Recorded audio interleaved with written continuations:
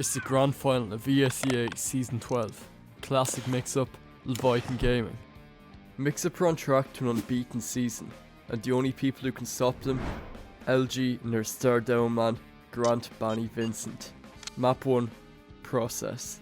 Mix-Up on the blue side here in the first middle. We're going to see our blue, first death, yeah. He's going to go down first. I'm excited, Sal, as Dave AC's going to go down. Still, there's players sitting here on the point, and so far it's going LG's way for sure. Platinum, the only one left, he gets taken out. LG take the first round. I don't think anybody knows that rollout as well as he does. Wow, He he's is so able fast. to, oh my god, he lays down so many sticks on the scouts. Yeah, he's decided to play this a little more straight up than his opponents have, I guess. Hero on the sniper, so we'll see if he can actually snipe Pierre's head off before he gets in there. That shouldn't... Sal! Oh my god, you called it, buddy. I don't know if it's going to be enough. They're going in after, probably still with... Yeah, Looks like they're gonna Looks wait. like No. Ruin is in with Tyler. They got 2 frags. Harblue. Oh, wow. Great positioning by Ruin. He's gonna go down first to Dave. Here comes a huge bomb by Tyrone. Shoots a soldier into the skybox. Harblue's gonna go down for death number 2. LG looks good here. Ty, Pure, and Platinum are gonna go out. Here's the bomb though. Will they get Pure? No, he's gonna be able to sneak away. But middle here, both medics are Dave's alive. jumping in on Pierre, he actually... Oh. I thought he... No, there he finishes it off. With it. Wow, he's playing like the clockwork. Like I said, man, he's loving this aggressive scout. Sees Pure, he's gonna drop him. I don't know if Shade is still alive. I believe he is. He is, has 100%. super- Oh, he drops it to Ruin. What is going on in this game? Doesn't. There's the pop. They're in on the right here. A lot down for Mix-Up. Only 3 remain. Can they get Brad? They do. Hero's gonna go down. Tyler's gonna go down. And LG in a crazy round. Sal takes it to make it 2-1. Wow. He got a rocket onto Shade. They're going to last? What are you guys doing? You're crazy. Okay, they're going to pop onto last. Banny and Shade. Shade's not going to use his Uber. They're going to needle people. Okay, time runs out. Oh, yeah, I'm like, that was what? it. Time up. 2-1 at the half, Seabear. Who expected this? Does go ahead and pop the Uber, so we're not going to see him drop to a ridiculous headshot from Hero. And Tyler is just trying to trap Shade up there. He doesn't get the kill. It's just Sizer left, and he, you know, as heavy and awesome as he is. How about that round from Mix-Up? gonna take that. Holy What'd I crap, tell you? Sal. Wow, What'd I yeah. tell you? He's had needles, and he's considered one of the best DM medics. Oh my god, what are you doing, Shade? He's What are actually... you doing, Shade? What the- Oh, no. Enigma has spotted him out. He actually went around the opposite way, He's got and it. Shade's got this. He's got it. He's got it. Oh, God, Seabear. There. I guess he figures he'll spawn in time here. They're gonna go in though. LG is in. They're committing to this push. Banny and Ruin got him. I didn't think Shade would ever. That's not so pop there. ridiculous. They're gonna get on the point though. They're not gonna be able to stop it. Oh, Yeah. Platinum with that shot on Dave just before the round ended. It makes up lose a couple players there, but Uber saw a kill from Pure, and that is going to seal the deal here. This might actually go. It did. It went. It's 4-2. They've got it. They can't do it. We're tied up, baby. 4-4 LG. I didn't think after it went 0-3 in the second half that they were going to come back, try to stay alive here with his medic. Can Shade live? Oh my God, Shade does Can, live. in fact, live him alive, laying these sticky traps down, keeping him up.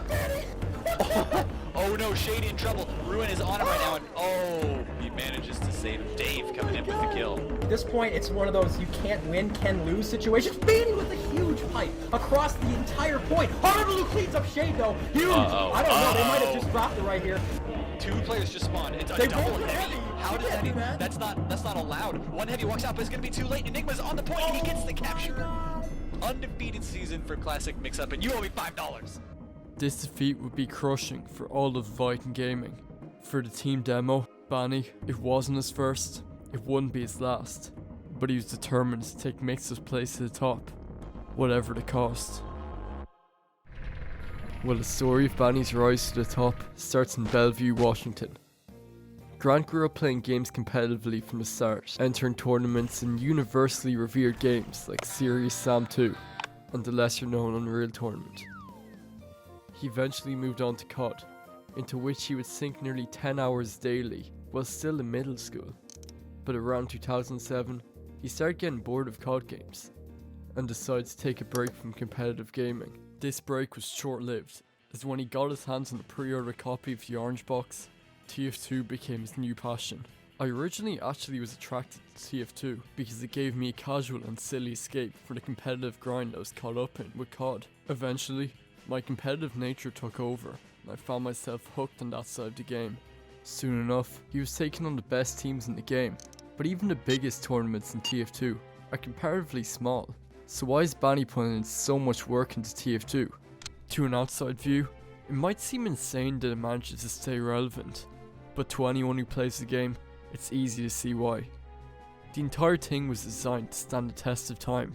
In the original drafts, Valve were prepared to ship Team Fortress 2 as just another gritty, quote-unquote, realistic war shooter. It's a brave decision to make a jump from a tried and true performer to an entirely new idea. TF2 had consumed the lives of the two main devs, John Cook and Robin Walker, for nearly a decade prior. For the game to flop would have been catastrophic. But instead of following the norm, the game split off, pioneering a new genre of game. But the art style isn't why people stay, it's the gameplay. Everything feels so good to use. All the movements are tight and precise. The amount of time it takes to fine-tune movement like that is crazy, but all that time paid off, with hundreds and thousands logging in daily, even after all this time. But those numbers don't show the divide between competitive and casual.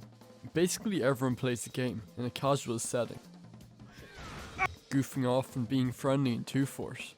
In fact, many people just write off the competitive scene as some basement-dwelling tryhards. Now, not only was the competitive scene working independently of Valve, but also the majority of the community. On the outside, there isn't much to play for, but even so, these bragging rights can and will push people to their limits. After switching sponsors, Don't Trip returned to compete in Season 10 as Quantic Gaming, facing a newly formed behemoth and favourites for the playoffs, Classic Mixup. The scores are 3-4 to Mixup with 2 rounds remaining. If Mixup take either of these, it's game over for Quantic. Have to make some magic happen. Oh my god, there comes the combo. Time Tarmu with a saw. Did he get 2? Oh, he's gonna live. Lower down. Can Mixup defend? They got it. They have to get it here. For Mix-Up, they're on the point, and that ends one of the craziest rounds I've ever seen, guys. I don't know about that. They're gonna get on the point now. Sticky's all over it. They didn't kill Banny, but they're gonna get the point. Oh my god, it's so close. Nimble has away. He's gonna get a relic. Banny's fighting. He's got it, Banny. Oh my lord, Banny, the golden child of TF2. That could be the game. Banny tormenting Platt and company to this day. He's pushing into last. They got it. Unbelievable match. One of the best, if not the best matches I have ever seen. Definitely the best. Holy. Mixup were pushed down to a loser's bracket, but clawed their way out, once again beating the experiment with not much competition. This is a chance for Mixup to get revenge on the team they'd fight neck on neck with for years to come. With the cape is killing a play right now. He's working his way on last, getting all into Platinum's face. We see a bomb coming in late from Relic. It's not going to do anything as Quantic able to get in there and win the round. Absorbed by Mixup, and now Mixup sitting on the point, absorbing more damage. Here comes the bomb for Tyrone. Clockwork is able to get a kill. Tyrone does go down. And now it's all Mixup all over the point. There's a last-ditch effort from Tyrone to try to shotty his way to a kill. It's not going to go though. He's reloading. Banny! Scout chewing him up. Banny's able to get down. Banny with the flying demo attack. Oh my god, he almost got all of it, cleaned it up. Either on the point, forcing it here at least. They have a good chance actually capping this harbor loop. Sides again on the Platinum. Banny with Banny going huge right now, but huge race coming in from Mixup on the 2 of the Quantic guys. Banny with the exit kill onto Tyler, but not going to be enough. Advantage, and they may be able to push last here right after this. Relic and Enigma.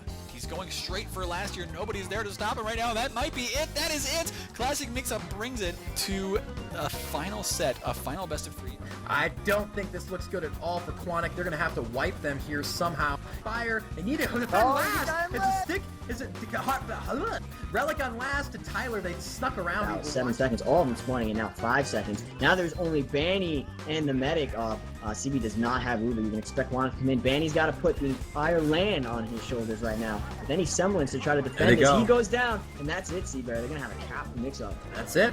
They won. So Mix-Up's going to win the land. Congratulations to them. We see another close match between the two, with Quantic playing under the name Leviathan. But as we saw at the very start of the video, Mix-Up are just too much to handle. Banny wanted to overcome this. He was determined to get better, to beat Mix-Up. But not everyone on his team felt this way. The team was being led by Tyrone, but as time went on, he was left with less free time, and less time to put into TF2. This whole split came from the huge rift in mindsets of Bani and Tyrone. Tyrone was content with just playing the game. He and his team were at the top of TF2, and they were having fun, but as he soon learned, Bani wasn't just about playing the game, he was about dominating the game. I was really upset that how close we were for 3 years and everything, like our bond wasn't stronger than his will to win. The team split. Tyrone left to form his own team, and on it, he was going to take the 2 players that Bani wanted the most, Clockwork and Blaze, 2 of the best in the world at their positions. When Tyrone finally told Bani who he was bringing onto the new roster, all he could respond with was, "Oh." Grant had to scramble to put together a new team, picking up whatever second or third choice players he could get his hands on. Both Tyrone and Bani now taking different paths to the same goal. Bani used to see Tyrone as a leader, but as he was soon about to learn, if you truly want something, you're going to have to do it yourself. But to do it, he was going to have to defeat the team that knocked him down at every hurdle so far. Classic mix-up. To Pyro there at the end to defend this. Ruin is gonna walk on the point at the end. Oh my though. god. Recycling HRG. Which puts HRG in the position for a repush after. Sides are going to run the point. You get a lot of cap time. Everybody is dropped here. You're taking down the end. Tag is coming in late to the fight. Is going to clean it up. Gets a double kill in the capture. He's going to wait in main for Ubersauce. He knows it has to come. Going to hit 1 on the scout. Looks for more. He's getting spammed by rockets. 2 on the scout. He's 1 more. He got him. Oh my god. It was at 96, and I was like, oh well, he's definitely not gonna get the 3rd one. Lates to Lansky. It's just Ruin on the ground fighting, and Mika's gonna eat a sticky after the kill on Lansky, and it's Enigma, and then Platinum just walks in and throws stickies everywhere. It's Platinum versus Shade. Ubersauce's gonna come out, but so is the Pain Train. Oh my god! Going for this! Oh my god, he's hitting so many needles! What a play! Harblu's showing off his CM today, but not much else. And then Tag with the cleanup. Harblu whips out the Ubersaw, but it's not enough. Point will mix up. Ruin with another frag. The Heavy has dropped down, but it's just a matter of time. Enigma is going to crawl on the point. That is the mix-up push that we've waited to see. Uber and the other doesn't. They're going to go straight to point and just cap it right there. Great play. By Tag as well. The double kill for Platinum, onto Platinum and Ruin, excuse me. And it's just YC50 alive. He's on a position. Banny is in the last. He's throwing stickies all over the point. He's just going to walk on it, and that is it. That is GG. HRG take it 5-3. Enigma's gonna go in here just to get some damage onto Banny, so that the heals aren't great on HRG right now. He's actually gonna commit to this, but the nice sticky trap takes him down. You know, by both scouts. Enigma spots out the combo on that left side. 20 seconds to tick away here. Lansky goes down, the crucial fight of this game, and I believe that's it. Shrugger and Tag are both low, but Tag with a kill. What time did they kill everybody? They were so low. Here comes Shrugger on the point just in time to save it. Reinforcements are coming in. Ruin's gonna pistol the hell out of Lansky. We're gonna see a nice close fight here. 3 versus 4. The health is atrocious on HRG, and Enigma coming in late with the huge cleanup, the double kill.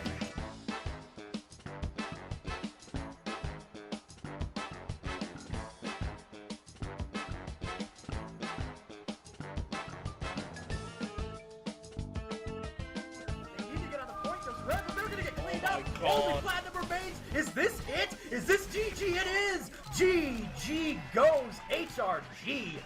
They finally did it. HRG took down Mix-Up and progressed to Insomni 49, and with no other NA teams in contention, it seemed like a sure win. Maybe not.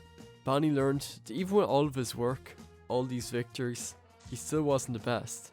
With a few reworks to the team, IT went into contention for Season 15.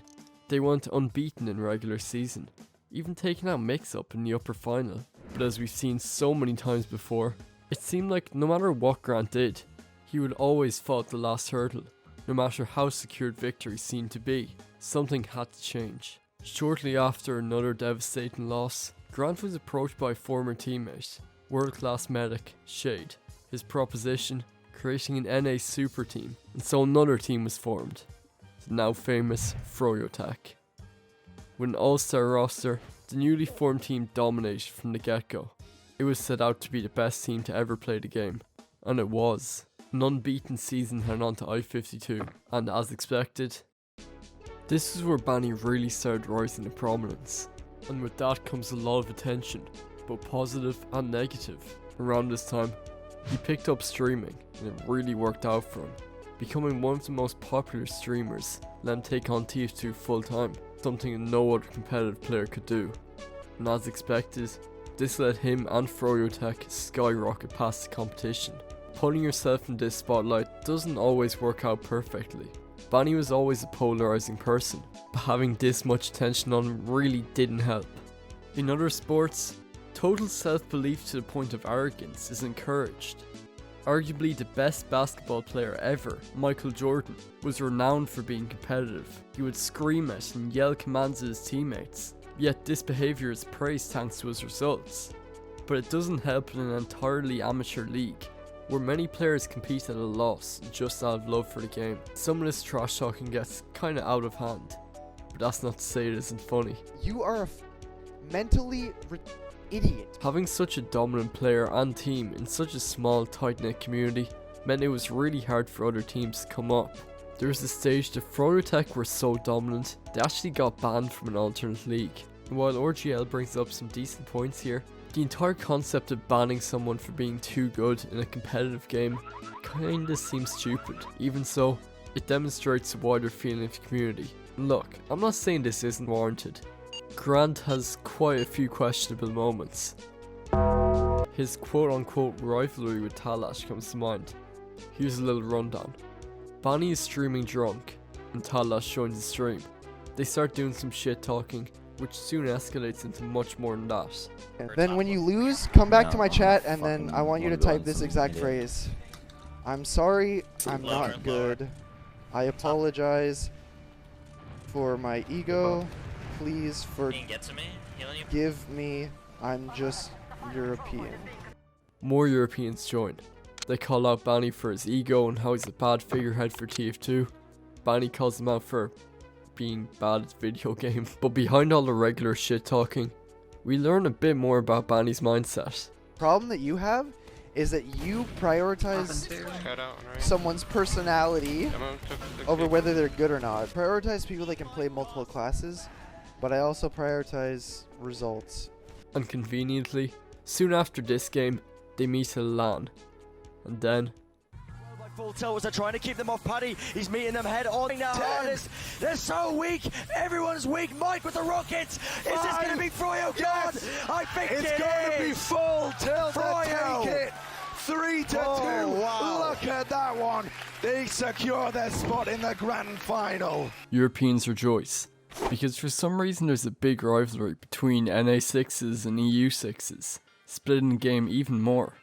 And then there's alternate comp game modes like Highlander and Prolander.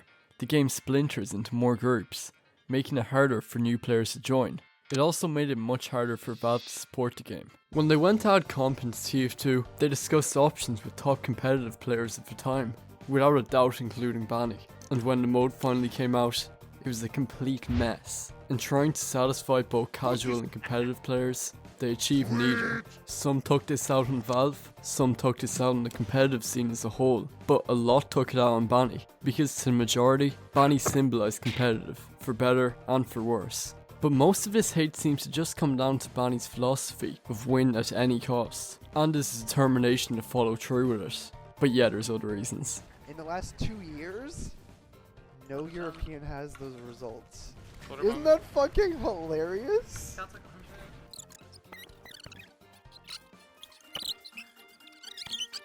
And for every player who wants to kill Bonnie, there's another that's willing to die for him. And I don't know why he's so loved by these people.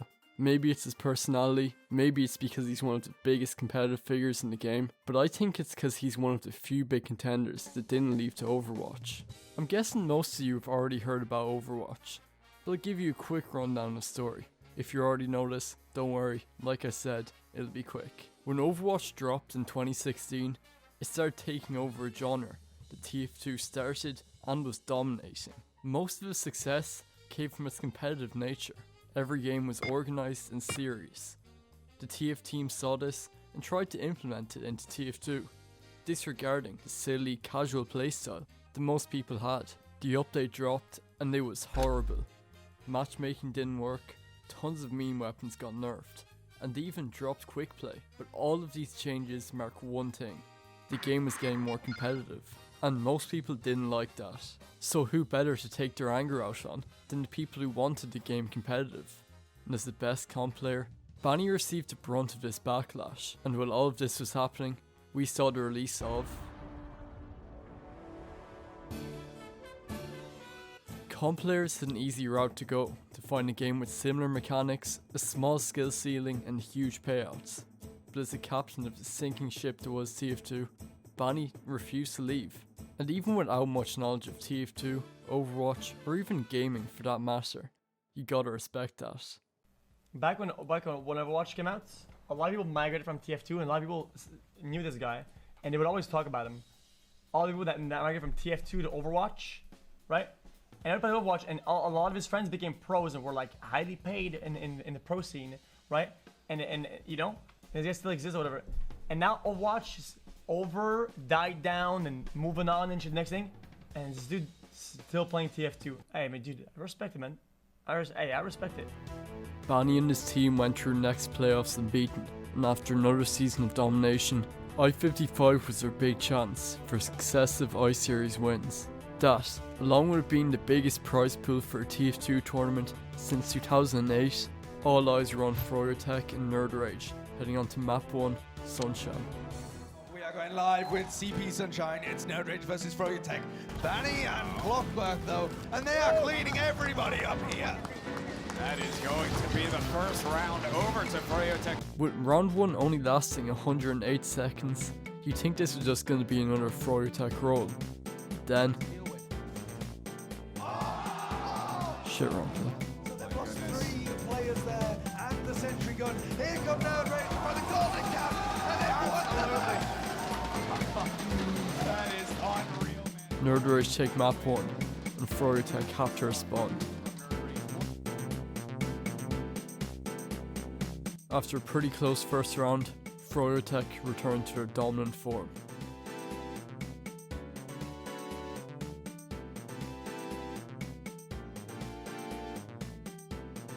They went on to win the last 2 maps unbeaten.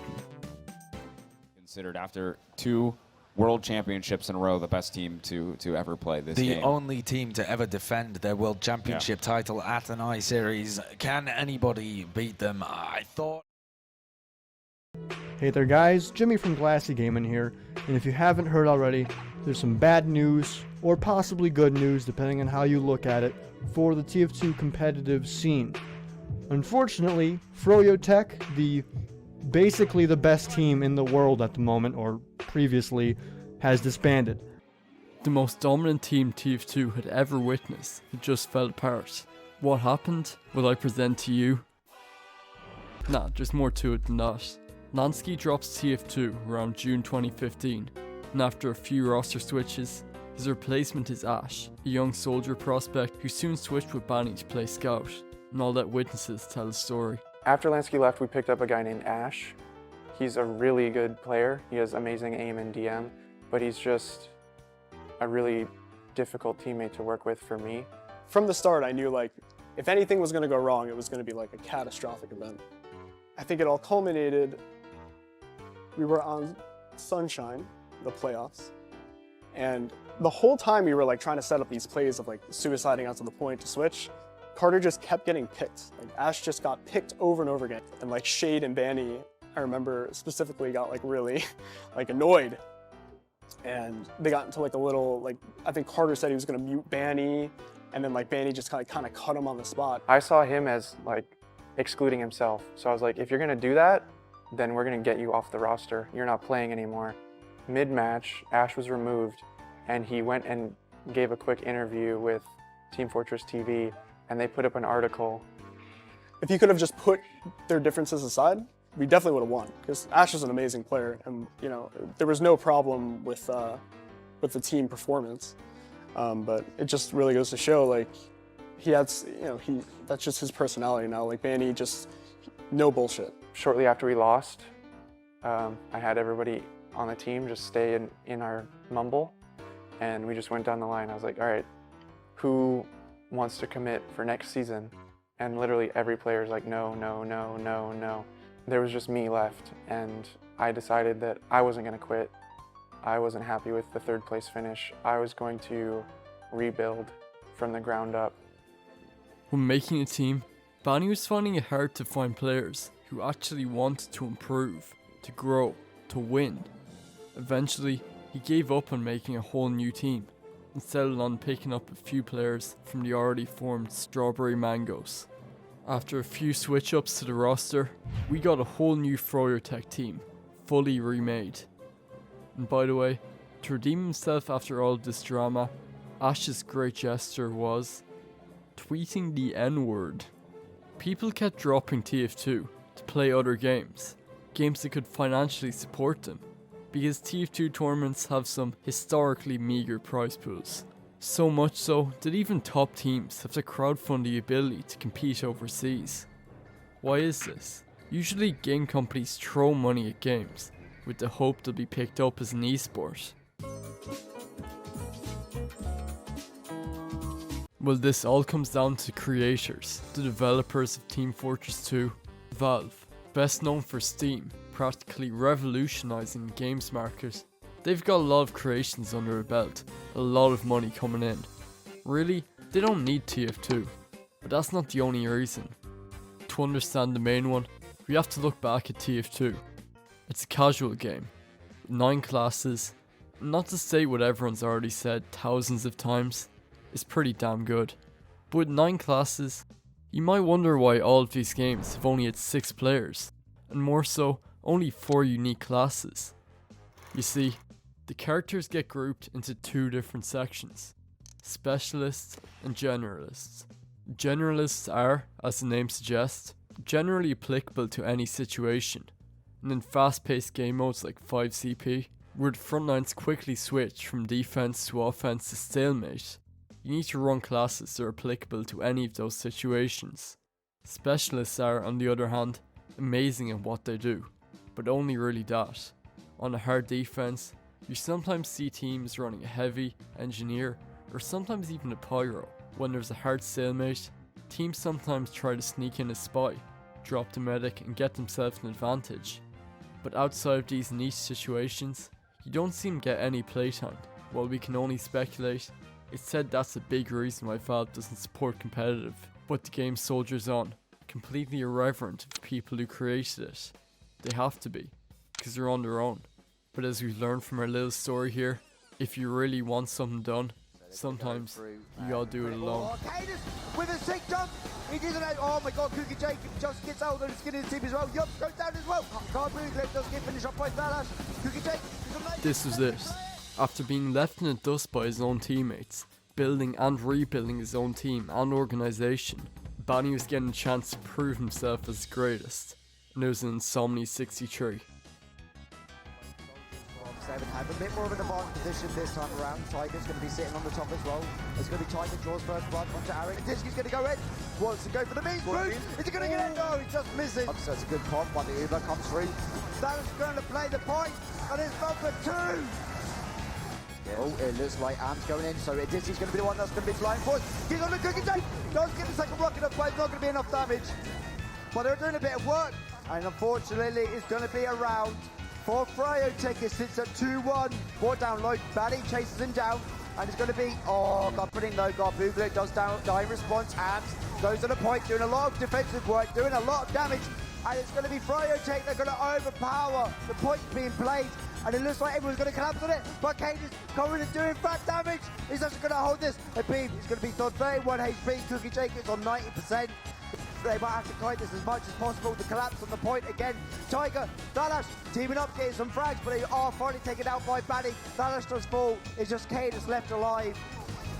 Got Boogler back up to full. The sentry does go down. And it's going to play with it, but it's just going to be Tiger and then Disky left alive. There's 3 seconds left, and that is all. Froyotech take the first map to lead the series 1-0.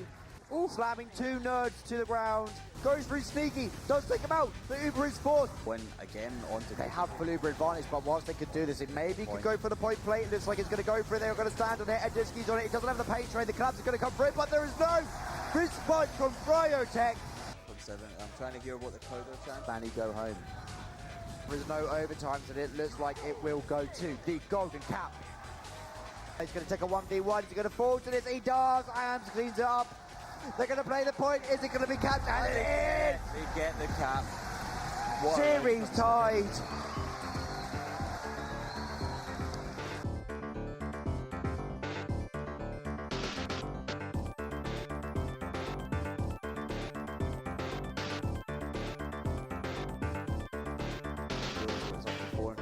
That is it.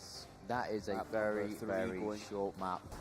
This is just started, and we just saw start to get. The collapse is very important. Cadence is there, and Big getting taken out as well. This is going to be a really good defense. I'm saying that they can keep this up. Everybody on it, so low. That is an ad. Left one alive, and it's a clean up. Oh, that's not getting on to he gets him with the big shot, and he gets Buddy as well. Try going to a disc, but the point was being captured, and they get it. Tiger was already hitting them with the taunt. They delay it for that long.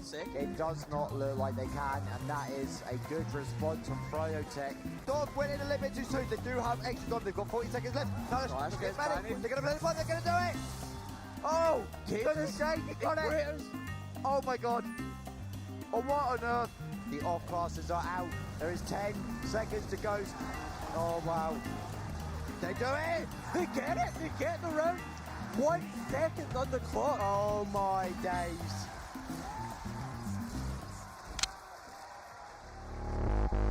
This could actually be a bit difficult, doesn't it? Oh my days! Side, they're saving great. Oh, Yums! Oh, Yums! Oh my days! So, the soldiers are going to bomb through, they're going to pick up the frag, it's going to be him and it's going to be Tiger left alive. He has to do everything himself, but he's not able to. I mean, that's going a 6-man sack to try and force one medic is not the best thing to do. And everybody just seems so lost and maybe discoordinated on this map. And yeah, I think the inexperience in the maps. Of 7 players around Flowers, Cadence does fall down, so that's a crit target gone down. Tiger does, oh, that's another nice meat shot, I think. Well, it looks like he should have hit anyway, but Stark does thalash with the meat shots coming through. Tiger as well, but he's so far away. Oh, that is so fortunate. Done for Stark as well, but Yums. Oh my goodness, he's absolutely mullering these nerds. Stark's going to go down as well. They're literally hanging by a thread, but there is an uber advantage. This could be it. This could be the moment. This could be over. They are now going to just clean up the frags. They are going to play the point. A Disky does dive onto it. Cooker Jake. Oh, meaty from a Disky. Just going to be Stark left alive. They're going to cap it. Froyotech. Everyone give them a round of applause to give us the final that we wanted anyway. They've won it. Froyotech take Insomnia 63. It's a big moment for both the team and TF2. After a huge reform years prior, Froyotech are back on top. And it would stay that way for a while afterwards. Banny just kept going. Over the past few years, they've been indisputably at the top of the game. But that's starting to change. We've seen Froyotech drop some big tournaments, as well as not even competing in others. Part of me is hopeful. This means we're going to get some new competition. Even so, to this day, Banny's the only professional TF2 player. And I don't mean that he's just full time. He's one of the few TF2 players to fully apply themselves. And it shows. And if we look to the present, the Froyotech roster has changed completely since I-63. Almost every player has been switched out. Almost.